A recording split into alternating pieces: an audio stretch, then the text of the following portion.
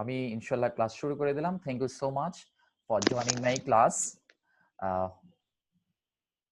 তোমাদের সবাইকে মুইন্স new vision English একাডেমির পক্ষ থেকে অসংখ্য ধন্যবাদ। আজকে আমি যে বিষয়টি নিয়ে আলোচনা করতে চাচ্ছি সেটা হচ্ছে rearrangement. Very important and very very difficult for you also. কারণ হচ্ছে তোমাদের বেসিক যে সেন্টেন্স স্ট্রাকচার তোমাদের অনেক প্রবলেম। আমি আশা করি সবাই খাতা কলম রেডি রাখবে ইনশাল্লাহ। ওকে, তোমরা কেউ কেউ হয়তো বা আমার এখানে রিঅ্যারেঞ্জের হয়তো দুই একটা ক্লাস পেয়েছো সম্ভবত, বাট সবাই কিন্তু রিঅ্যারেঞ্জের ক্লাস পাও নাই যারা শেষের দিকে এডমিশন নিয়েছিলেন। তো আমি সেখানে তোমাদেরকে একটা ক্লাসের মধ্যে কিছু সেন্টেন্স প্র্যাকটিস করিয়েছিলাম, কিছু তথ্য বলেছিলাম, বাকি ক্লাসগুলোতে আমার বইয়ের প্রিভিয়াস কোশ্চেন গুলো সলভ করে দেওয়ার চেষ্টা করছি। কিন্তু এখন আমরা যেহেতু অনলাইনে যার যে বাসায় বসে খুব রিল্যাক্স মোডে ক্লাসগুলো করছি, সো আমি তোমাদেরকে 4 থেকে 5টা ক্লাস নেওয়ার চেষ্টা করব, যে ক্লাসগুলো তোমাদের জন্য যথেষ্ট ইমপ্রুভমেন্ট হবে তোমাদের রিঅ্যারেঞ্জের ব্যাপারে। সো আমি প্রথমেই তোমাদের কাছে কিছু কিছু তথ্য জানতে চাচ্ছি যে রিঅ্যারেঞ্জের সম্পর্কে তোমাদের কি কি প্রবলেম, এবং বেসিক্যালি আমি কোন কোন পয়েন্টে রিঅ্যারেঞ্জ নিয়ে আলোচনা করলে তোমাদের জন্য যথেষ্ট উপকারে আসবে। আমি প্রথম থেকেই বলে রাখি, আমাদের ক্লাসটা যদি শেষ হয়ে যায় আমরা সবাই আবার ক্লাসে জয়েন করব, ঠিক আছে? প্রথমেই বলো, শাওন বলো যে রিঅ্যারেঞ্জে কি কি প্রবলেম হয় তোমাদের, রিঅ্যারেঞ্জমেন্টে কি কি প্রবলেম হয়। কারণ হচ্ছে আমি চাই তোমাদের সমস্যাগুলো সমাধান করতে পারলেই হচ্ছে আমার ক্লাস করার উদ্দেশ্যটা পূরণ হবে। আমি আমার মতো করে পড়ালে হবে না, সেজন্য তোমাদের প্রথমে 5-7 জনের একটু পরামর্শ চাচ্ছি, 10-20 সেকেন্ডের মধ্যে বলবে। শাওন, কি কি প্রবলেম হয়, কিভাবে পড়লে ভালো হবে? আসসালামু আলাইকুম। জি, ওয়ালাইকুম আসসালাম। হ্যাঁ শাওন, জি বলো। আসলে ভাই আজকে আমার নেটটা একটু ডিস্টার্ব করতেছে, কথা কাইটা কাইটা আসে কেমন যে। আমি যে বুঝতেছি তোমার বুঝতে কথা পারতেছি খুব না। ক্লিয়ার। জি। এই একটু আগে মানে রাউটারের প্রবলেম হয়েছিল, ঠিক করছিলাম। এখন কেমন যে কথাগুলো আপনার মাঝে মাঝে আসে আবার আসে না, এরকম করে আসে। আচ্ছা, যাই হোক, রিঅ্যারেঞ্জমেন্ট নিয়ে আজকে আলোচনা করবো, সেটা তো বুঝতে পারছো।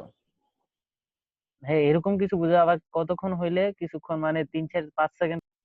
আচ্ছা, তুমি আরেকটু শোনো, অন্যদের সাথে কথা বলি। মাসুম বিল্লাহ বলো, মাসুম বিল্লাহ, রিঅ্যারেঞ্জ নিয়ে কি কি প্রবলেম? জি ভাই, ওই যে বেসিক অর্থগুলো ঠিক মতো করতে পারিনি, এটা সমস্যা। হ্যাঁ হ্যাঁ হ্যাঁ, কি প্রবলেম?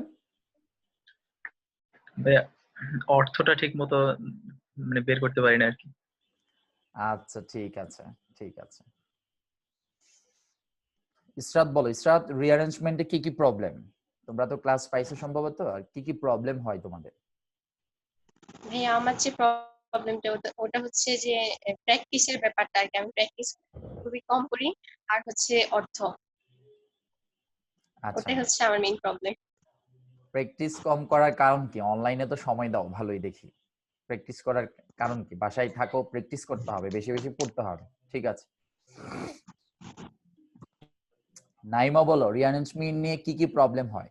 নাইমা। জি ভাইয়া, এই তো অর্থ নিয়েই বেশি সমস্যা। অর্থের সমস্যাটা কি মুইন ভাইয়ের সমাধান করা সম্ভব, না তোমরাই সমাধান করতে হবে? ভাইয়া আপনি তো করাবেন আর অর্থ আমরা চেষ্টা করবো পারি। অর্থ সমস্যা আমি কিভাবে করাবো বলো তো? ধরো আমি ক্লাস 5 এর স্টুডেন্ট, তুমি অনার্সের স্টুডেন্ট। আমি তোমাকে বললাম যে ম্যাডাম আপনি আমার অর্থ সমস্যাটা সমাধান করে দেন এই প্যাসেজে, বলো, উত্তর দাও। এটা তো সম্ভব না, কারণ তাহলে আমি তো অর্থ জানি না বেশি। না, ওইটা না, আমি ওইটা বলিনি। আমি বলছি কোনটা, ধরো আমি ক্লাস 5 এর স্টুডেন্ট, তুমি অনার্সে পড়ো।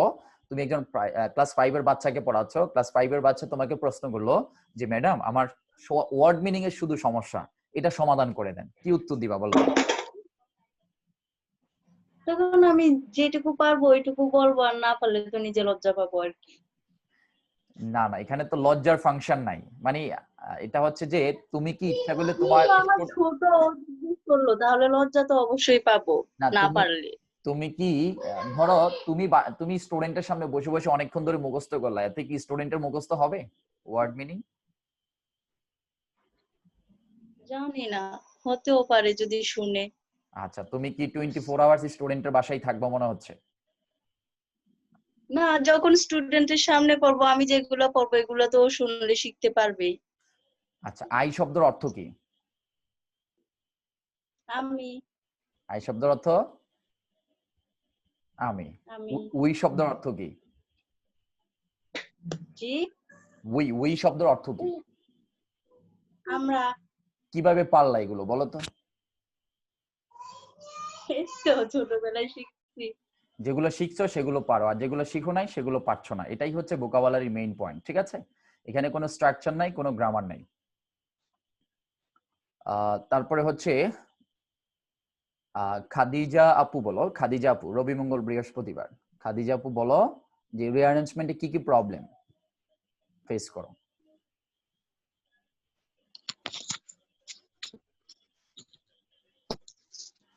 সবকিছুতে আসসালামু ওয়ার্ড, আলাইকুম স্যার, ভালো আছেন? হ্যাঁ ভালো আছি। জি, কি কি প্রবলেম বলো? স্যার প্রবলেম হচ্ছে অর্থ বুঝি না, মানে সেন্টেন্সটা আমি কিভাবে গঠন করব, যদি অর্থটাই না বুঝি তাহলে তো গঠনই করতে পারবো না। আচ্ছা এটাই ঠিক হচ্ছে প্রবলেম। ঠিক আছে। আসলে ইংলিশের অর্থটা বুঝাই কিন্তু অনেক সময় খুব একটা ইম্পর্টেন্ট হয়ে দাঁড়ায়, বাট আমি সকল অর্থ জানি subject plus B one plus object এবং সাবজেক্ট থার্ড পারসন সিঙ্গুলার হলে মূল ভার্বের সাথে এস বা ইএস যোগ হয়, এটা জানি না। তাহলে ওয়ার্ড মিনিং এর সাথে গ্রামাটিক্যালের ফাংশন আছে কি নাই বলো তো খাদিজা? ওয়ার্ড মিনিং এর সাথে গ্রামাটিক্যালের ফাংশন আছে কি নাই? জি স্যার, অবশ্যই আছে। একটার সাথে আরেকটার কম্বিনেশন আছে না? হ্যাঁ, অবশ্যই আছে। আচ্ছা ঠিক আছে, আজকে তার আমরা জন্য আমাকে অর্থ বুঝতে হবে প্লাস গ্রামারও বুঝতে হবে। ঠিক আছে ঠিক আছে ওকে। নেক্সট বলো ইতি পায়েল নাকি ইতিপাল? আচ্ছা বলো, তুমি বলো ভাইয়া, রিঅ্যারেঞ্জমেন্টে কি কি প্রবলেম হয় তোমাদের বেসিক্যালি? ভাইয়া আসসালামু আলাইকুম। জি ওয়ালাইকুম আসসালাম। জি স্যার ভাইয়া, ভাইয়া যেটা হচ্ছে যে রিয়ারেঞ্জ আমরা ওয়ার্ড মিনিং এ দুর্বল। সত্যি কথা যেটা আমি ওয়ার্ড মিনিং আসলে একটু কম বুঝি, কারণ ওয়ার্ড মিনিং কম জানি। আর ওয়ার্ড মিনিং কম জানার কারণে বাক্যটা আমি ভালোভাবে বুঝতে পারি না, সেন্টেন্সটা পুরোটা কি বুঝাইতে চাইছে ওইটা বুঝতে পারি না। আচ্ছা তো সেই কারণে আমার বেশি বেশি করে ওয়ার্ড মিনিং শিখতে হবে আর প্র্যাকটিস করতে হবে রিয়ারেঞ্জ। আচ্ছা ঠিক আছে। এটা বুঝতেছি। আচ্ছা এখন আমি একটু বলি। এখন আমি যদি বলে রাখি যে ধরো একটা ডিকশনারি মুখস্থ করে ফেলো, সম্ভব না এই মুহূর্তে ঠিক আছে, বাট আমাদের অনার্স সেকেন্ড ইয়ার এবং ডিগ্রি থার্ড ইয়ারে রিঅ্যারেঞ্জমেন্ট যেই প্রিভিয়াস 10-15 বছরের কোশ্চেন গুলো আসছে, সেই কোশ্চেন গুলোর বাংলাগুলো আমরা যদি প্র্যাকটিস করে ফেলি এবং সেন্টেন্সের স্ট্রাকচার গুলো যদি আমরা চর্চা করি, কয়েকবার করে পড়ে এবং লিখি, তাহলে অবশ্যই আমি ইনশাল্লাহ আশা করি তোমাদের পরীক্ষার যে ভালো মার্কস পাওয়াটা তোমাদের কমপ্লিট হয়ে যাবে। পাশাপাশি এখানে যে সেন্টেন্স গুলো আসছে সেই সেন্টেন্স গুলোর অর্থ জানতে পারবে, স্ট্রাকচার গুলো জানতে পারবে, ঠিক আছে? তো সেই জন্য তোমরা, আমি যে প্র্যাকটিস গুলো করাবো এবং যে পড়াগুলো দিব, এবং তোমরা ভালোভাবে মনোযোগ দিয়ে শুনবে, ঠিক আছে? নুসরাত বলো, নুসরাত জাহান বলো, নুসরাত জাহান।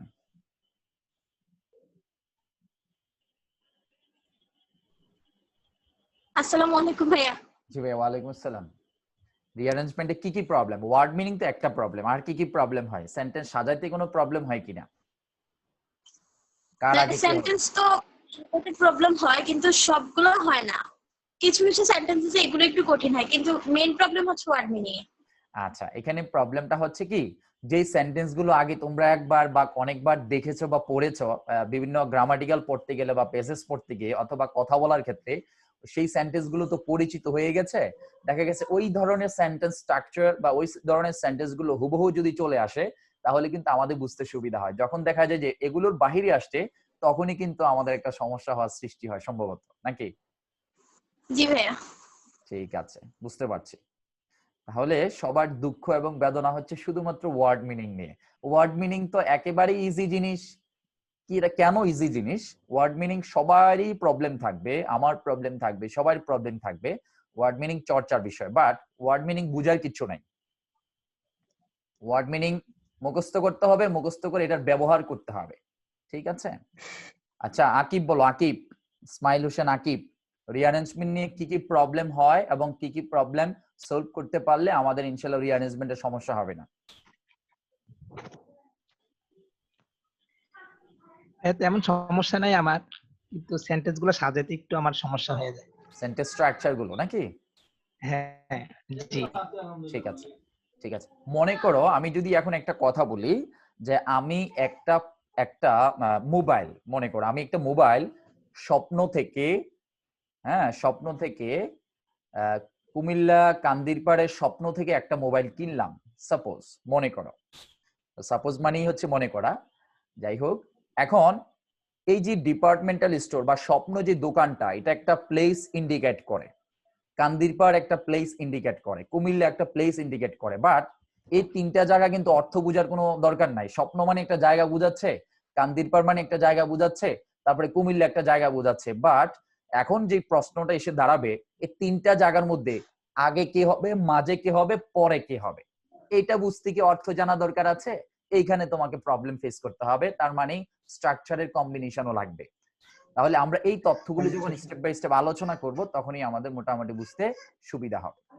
যেমন মনে করো প্রথমে ছোট স্থান, তারপরে মিডিয়াম, তারপরে বড়। আগে বলতে হবে স্বপ্নের কথা, তারপর কান্দিরপাড়ের কথা, তারপরে হচ্ছে কুমিল্লার কথা। এই সিকোয়েন্স গুলো নিয়ে আমরা ইনশাআল্লাহ আলোচনা আসছি।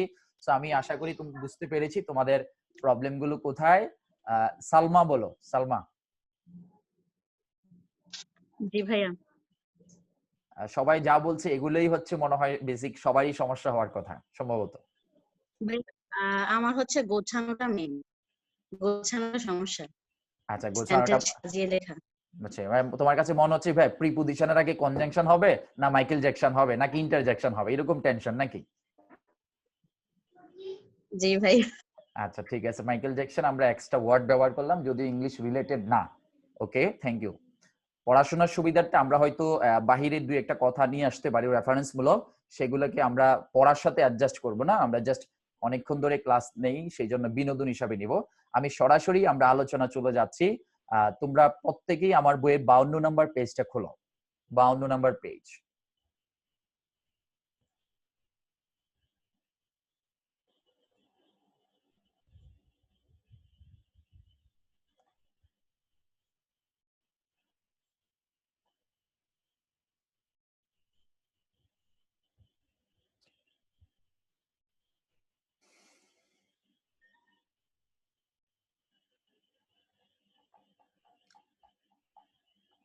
সবাই কি পেয়েছো 52 নম্বর পেজ? 52 নম্বর পেজে কি রিঅ্যারেঞ্জমেন্ট আছে? সালমা আমার সাথে একটু কথা বলবে, যাতে করে আমি বুঝতে পারি যে তোমরা আসলে বুঝতে পারছো কিনা।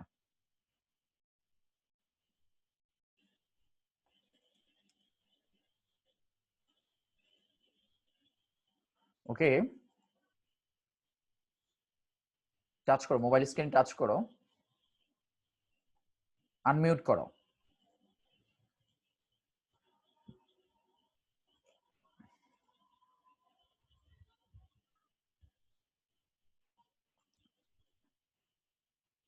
আচ্ছা, ইসমাইল বলবে, ইসমাইল। ঠিক আছে ইসমাইল, তুমি মোবাইলটা আনমিউট করো। জি,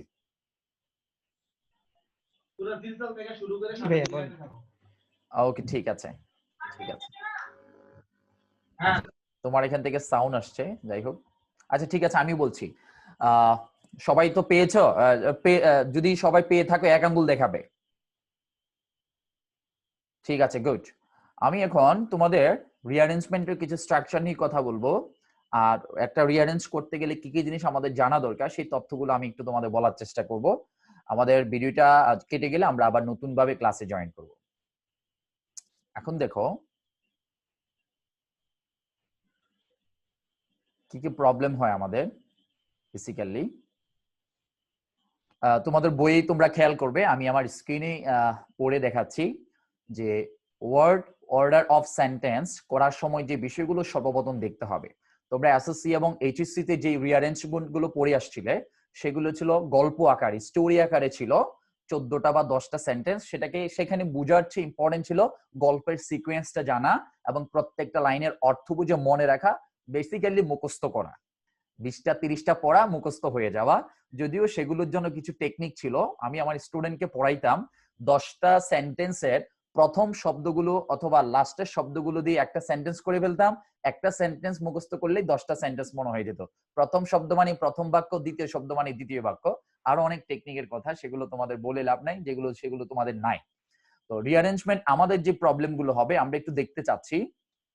ওয়ার্ড অর্ডার অফ সেন্টেন্স করার সময় যে বিষয়গুলো সর্বপ্রথম দেখতে হবে, নাম্বার 1, পুরোটা সেন্টেন্স একবার পড়তে হবে। প্রত্যেকে বইয়ে খেয়াল করো, যাদের সামনে বই নেই তারা স্ক্রিনে দেখো। পুরোটা সেন্টেন্স একবার পড়তে হবে, না পড়লে বুঝতে পারবে না কোনটা সাবজেক্ট, কোনটা ভার্ব, কোনটা অবজেক্ট। পড়লেই সিকোয়েন্স গুলো বোঝার চেষ্টা করতে পারবে। 2 নাম্বার হচ্ছে অর্থ বোঝার চেষ্টা করতে হবে। প্রত্যেকটা ওয়ার্ডের অর্থ যদি ভালোভাবে না বুঝো তাহলে তোমাদের সমস্যা হওয়ার সম্ভাবনা আছে। সাবজেক্ট খুঁজতে হবে, সাবজেক্ট, কারণ হচ্ছে প্রত্যেকটা সেন্টেন্স সাবজেক্ট দিয়ে শুরু হয়। সাবজেক্টের পরে ওই সেন্টেন্সে যদি অক্সিলারি ভার্ব থাকে তাহলে অক্সিলারি ভার্ব খুঁজতে হবে, অক্সিলারি ভার্ব। তারপর হচ্ছে ভার্ব, প্রিন্সিপাল ভার্ব যদি থাকে তাহলে ওই ভার্বে B1, B2, B3, B4 কোনটা আছে সেই জিনিসগুলো আমাদেরকে খুঁজতে হবে। B1 থাকলে আমরা ধরে নিব প্রেজেন্ট ইনডিফিনিট এবং ফিউচার ইনডিফিনিট, কারণ যদি শ্যাল অথবা উইল থাকে তাহলে ফিউচার ইনডিফিনিট, আর যদি শ্যাল অথবা উইল না থাকে, শুধু অক্সিলারি না থাকে, শুধু B1 থাকে, তাহলে আমরা প্রেজেন্ট ইনডিফিনিট টেন্স। তারপর হচ্ছে সেন্টেন্সের শেষে ফুল স্টপ আছে কিনা খুঁজতে হবে, ফুল স্টপ আছে কিনা খুঁজতে হবে। যদি মনে করো সেন্টেন্সের শেষে ফুল স্টপ থাকে তাহলে ধরে নিতে হবে this is assertive sentence or imperative sentence or objective sentence. তাহলে আমাদের এখন একটা প্রশ্ন চলে আসছে নতুন করে, অবজেক্টিভ, অ্যাসার্টিভ এবং ইম্পারেটিভ সেন্টেন্সের স্ট্রাকচার জানা। একটু পরেই আমরা যে অংশটা শুরু করব সেখানে আমরা এগুলো স্ট্রাকচার নিয়ে আলোচনা করব। তারপরে হচ্ছে বাক্যের শেষে প্রশ্নবোধক চিহ্ন আছে কিনা খুঁজতে হবে। প্রশ্নবোধক চিহ্ন, যদি প্রশ্নবোধক চিহ্ন থাকে তাহলে নিশ্চয়ই এই সেন্টেন্সটাকে ইন্টারগেটিভ সেন্টেন্সে পরিণত করতে হবে। আর বেসিক্যালি ইন্টারগেটিভ সেন্টেন্সের দুইটা স্ট্রাকচার, একটা হচ্ছে অক্সিলারি ভার্ব দিয়ে শুরু হবে, আর একটা হচ্ছে ডাব্লিউএস ওয়ার্ড দিয়ে শুরু হবে। আমরা একটু পরে স্ট্রাকচার গুলো নিয়ে কথা বলবো। বাক্যের শেষে, আচ্ছা, বাক্যের শেষে নোট অফ এক্সক্লেমেশন আছে কিনা খুঁজতে হবে। নোট অফ এক্সক্লেমেশন মানে আশ্চর্যবোধক চিহ্ন। আমরা যখন অ্যাসার্টিভ সেন্টেন্স, আমরা যখন সেন্টেন্সের ক্লাস নিয়েছিলাম কোচিং এ, তখন আমরা খুব বিস্তারিত চমৎকার ভাবে আলোচনা করেছি। তারপরেও আমি তোমাদেরকে পরবর্তীতে দেখানোর চেষ্টা করব যে এক্সক্লেমেটরি সেন্টেন্স হলে 3টা স্ট্রাকচার আমরা ফলো করেছিলাম।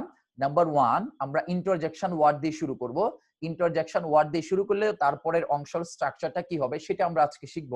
তারপর হচ্ছে হোয়াট এ অথবা হোয়াট এন দিয়ে বাক্য শুরু হতে পারে। হোয়াট এ অথবা হোয়াট এন দিয়ে যদি বাক্য শুরু হয় তাহলে তার পরবর্তী অংশটা আমরা কিভাবে করব সেটাও আমরা শেখার চেষ্টা করব। তারপর হচ্ছে হাউ প্লাস অ্যাডজেক্টিভ দিয়ে বাক্য শুরু হতে পারে, তাহলে হাউ প্লাস অ্যাডজেক্টিভ দিয়ে এক্সক্লেমেটরি স্ট্রাকচারটা কি সেটাও আমরা শেখার চেষ্টা করব ইনশাআল্লাহ। তারপরে 9 নাম্বার হচ্ছে ডু, ডাজ অথবা ডিড অক্সিলারি ভার্ব কিনা খুঁজতে হবে। যদি অক্সিলারি ভার্ব হয় তাহলে ইন্টারগেটিভ সেন্টেন্স হবে। ডু এবং ডাজ অথবা ডিড এগুলো যদি বাক্যের মধ্যে অক্সিলারি ভার্ব হয় তাহলে এই সেন্টেন্সটা কি হবে, ইন্টারগেটিভ। আর ইন্টারগেটিভ মানে ইন্টারগেটিভ স্ট্রাকচার আমাদেরকে করতে হবে। আর এগুলো যদি প্রিন্সিপাল ভার্ব হয় তাহলে ইন্টারগেটিভ হবে না। প্রশ্ন, ভাইয়া এগুলো ইন্টারগেটিভ, এগুলো কি অক্সিলারি না প্রিন্সিপাল, বুঝবো কিভাবে? এই সমস্ত ওয়ার্ড গুলো থাকার পরে যদি কোনো ভার্ব থাকে তাহলে বুঝতে হবে এগুলো অক্সিলারি। আর এই সমস্ত ওয়ার্ড গুলো থাকার পরে যদি কোনো প্রিন্সিপাল ভার্ব না থাকে সিম্পল সেন্টেন্সে, তখন বুঝতে হবে সেগুলো হচ্ছে প্রিন্সিপাল ভার্ব। তারপর হচ্ছে সেন্টেন্সের শুরুতে যদি মে অথবা অক্সিলারি ভার্ব, মে অক্সিলারি ভার্ব না মেইন ভার্ব খুঁজতে হবে। যদি মেইন ভার্বের অংশ হয় তাহলে অপারেটিভ সেন্টেন্স হবে। ঠিক আছে, তাহলে মে অথবা, যেমন আমরা জানি shall, should, will, would, can, could, may, might, must এগুলো অক্সিলারি ভার্ব। এগুলো যদি কোনো সেন্টেন্সের শুরুতে থাকে সেটা হচ্ছে ইন্টারগেটিভ সেন্টেন্স। বাট আমরা অপারেটিভ সেন্টেন্সে একটা মে দেখতে পাই, মে আল্লাহ হেল্প ইউ, এই মে কিন্তু অক্সিলারি ভার্ব না, এটা আমাদেরকে বুঝতে হবে। তারপর হচ্ছে সেন্টেন্সের শুরুতে যদি হোয়াট এ অথবা হাউ প্লাস অ্যাডজেক্টিভ থাকে তাহলে এক্সক্লেমেটরি সেন্টেন্স হয়। এক্সক্লেমেটরি সেন্টেন্স, তাহলে এই স্ট্রাকচারটা কি? বাস আমরা শুধু জানলাম হোয়াট এ অথবা হোয়াট এন। এখানে হোয়াট এ অথবা হোয়াট এন অথবা হাউ প্লাস অ্যাডজেক্টিভ থাকে এক্সক্লেমেটরি সেন্টেন্স হয়। শুধু হোয়াট এ অথবা হোয়াট এন দিয়ে তো এক্সক্লেমেটরি সেন্টেন্স শেষ না, তার পরবর্তী স্ট্রাকচারটা কিভাবে হয়, সাবজেক্ট ভার্ব, অবজেক্ট, আশ্চর্যবোধক চিহ্নগুলো কিভাবে বসে। তারপরে হচ্ছে সর্বোপরি টেন্সকে ফলো করতে হবে। আমরা সবকিছু বুঝলাম, সর্বোপরি টেন্সকে ফলো করতে হবে। যেমন এটা কোন টেন্সের মধ্যে পড়ে, যদি হ্যাভ অথবা হ্যাজ থাকে তাহলে আমরা প্রেজেন্ট পারফেক্ট টেন্স, যদি হ্যাড থাকে পাস্ট পারফেক্ট টেন্স, যদি have, shall have, will have থাকে future perfect tense. Have been has been থাকলে এবং আইএনজি থাকলে প্রেজেন্ট কন্টিনিউয়াস টেন্স, এই যে স্ট্রাকচার গুলো সাবজেক্ট, অক্সিলারি, প্রিন্সিপাল, অবজেক্ট, এই সিকোয়েন্স গুলো আমাদের বুঝতে হবে। তাহলে ভাই এগুলো তো আমরা ভুলে গেছি, এখন কি করা যায়? যেগুলো ভুলে গেছে সেগুলো আমরা আলোচনা করে আবার বলে দিব, কোথা থেকে পড়লে আমাদের ক্লিয়ার হবে। সেটার দায়িত্ব আমার, তোমাদের দায়িত্ব হচ্ছে মনোযোগ দিয়ে ক্লাসে শোনা এবং আমাকে ফলো করা। তারপর হচ্ছে হুরে, এলাস, ইটিসি, এটসেট্রা, যেটা হুরে, এলাস, হাই, ও, ফাই, হ্যালো, দেয়ার, এগুলো হচ্ছে টাইম অফ এক্সক্লেমেশন বোঝায়। এক্সক্লেমেটরি সেন্টেন্সের মধ্যে ইন্টারজেকশন ওয়ার্ড, এগুলো কোনো বাক্যে থাকলে ইন্টারজেকশন, এই ওয়ার্ড গুলো কোনো বাক্যে থাকলে এক্সক্লেমেটরি সেন্টেন্স হয়। তাহলে ওই শব্দগুলো থাকলে এক্সক্লেমেটরি সেন্টেন্সের স্ট্রাকচার গুলো কিভাবে করব, সেই স্ট্রাকচার গুলো নিয়ে আজকে আমাদের ক্লাসটা হবে। এবং ওয়ার্ড গুলোর সাথে নোট অফ এক্সক্লেমেশন ব্যবহৃত হয়। ঠিক আছে? সো আমি এটা বোঝানোর চেষ্টা করেছি তোমাদেরকে যে আমাদের প্রত্যেকটা বিষয়ের যে মৌলিক যে নলেজ গুলো, আমাদের মৌলিক নলেজ গুলো, এই তথ্যগুলো আমাদের জানা দরকার। আসলে আমাদের এই তথ্যগুলো জানার দরকার কিনা আমাকে একটু বল। আমি যে এতক্ষণ কথাগুলো বললাম, এই প্রত্যেকটা কথা সিকোয়েন্স গুলো আমাদের জানা দরকার কিনা। আরেকটা কথা বলে রাখি, এতক্ষণ ধরে যে কথাগুলো বলছি সেগুলো হচ্ছে প্রাইমারি লেভেলে, তারপরে এটা হচ্ছে একটা ক্লাস, তারপরে আরো দুইটা ক্লাস হবে হাই স্কুল লেভেলে, তারপরে আরো দুইটা ক্লাস হবে তোমাদের অনার্স এবং ডিগ্রি লেভেলে। আশা করি 5টা ক্লাস করার পরে তোমাদের টোটাল কনসেপ্টটা ক্লিয়ার হবে। এই ভিডিওটা যদি এখন শেষ হয়ে যায়, তোমরা আবার ক্লাসে জয়েন করবে। সো আজকের ক্লাস করেই যে রিয়ারেঞ্জ চেঞ্জ ব্যাপারটা কিন্তু এমন নয়। আজকের ক্লাস করে কতটুকু তোমরা বুঝতে পারছো সেটা তোমরা মনে রাখবে। আমি যে কথাগুলো বললাম, এই কথাগুলো আসলে আমাদের জানা দরকার কিনা। নাইমা বলো, নাইমা, প্রথমত জি এগুলো ভাইয়া, জানা দরকার কিনা? জি ভাইয়া, প্রয়োজন আছে। কারণ আমরা 5 প্রকার সেন্টেন্সের স্ট্রাকচার গুলো ভালোভাবে ব্যবহার করতে পারি না অনেক সময়। প্রথম কথা হচ্ছে চর্চা না থাকার কারণে, দ্বিতীয় হচ্ছে প্রয়োজন মনে করো নাই কখনো, এই জন্য। ঠিক না? জি, জি ঠিক আছে, ঠিক আছে। তারপর হচ্ছে নুসরাত বলো, নুসরাত, বাংলা ডিপার্টমেন্ট 9টার বেচ। নুসরাত বলো, আমি যে তথ্যগুলো জি ভাইয়া। বলেছি এগুলো আমাদের প্রাইমারি লেভেলে আমাদের আসলে বোঝা উচিত কিনা? জি ভাইয়া, উচিত ছিল। আচ্ছা, উচিত ছিল, করণী বিদায়ী তো আমি দায়িত্ব নিয়েছি ইনশাল্লাহ। ঠিক আছে? সো আমাকে ফলো জি করতে ভাইয়া। হবে, আমাকে ফলো করতে হবে। আচ্ছা ঠিক আছে, শান্তা বলো, শান্তা 9টার বেচ। শান্তা বলো, আমাদের এই তথ্যগুলো জানা দরকার কিনা, আর তোমরা এগুলো ভুলে গেছো কিনা অলরেডি, বলো তো। শান্তা বলো। জি, জি ভাইয়া, আমার এই তথ্যগুলো জানা দরকার। জানা দরকার। এগুলো ভুলে গেছো না অনেকগুলো? জি ভাইয়া। আচ্ছা ঠিক আছে, ঠিক আছে। আহ ছেলেরা কোথায়? ছেলেদেরকে দেখতে পাচ্ছি না, ছেলেদের সংখ্যা তো কম উপস্থিতি। শাওন বলো, শাওন, আমি যে তথ্যগুলো ভাইয়া বললাম, এই তথ্যগুলো আসলে আমাদের প্রাইমারি লেভেলে, মানে অর্থাৎ আমাদের যে 5টা ক্লাসের প্রাইমারি লেভেল জানা দরকার কিনা, আমি দৌড়ে অ্যাডভান্স লেভেলে গেলে বুঝতে অসুবিধা হবে কিনা, বলো। এগুলো অবশ্যই জরুরি, জানা জরুরি, অনেক জরুরি এগুলো। আচ্ছা, প্রথম স্টেপে, ঠিক আমাদের না? সবার মেইন প্রবলেম গুলোই এইগুলো ভাই। হ্যাঁ, প্রাইমারি প্রথম লেভেলে স্টেপে সবার বেশিরভাগ আমরা কিন্তু সমস্যা সেই গুলো। প্রাইমারি লেভেলের অঙ্ক ইংরেজি না পারার কারণেই কিন্তু আমাদের হাই স্কুল লেভেলের সমস্যা হয়, ঠিক না? হুম। ফাহমিদা বলো, 8টার বেচ, রবি মঙ্গল বৃহস্পতিবার। ফাহমিদা,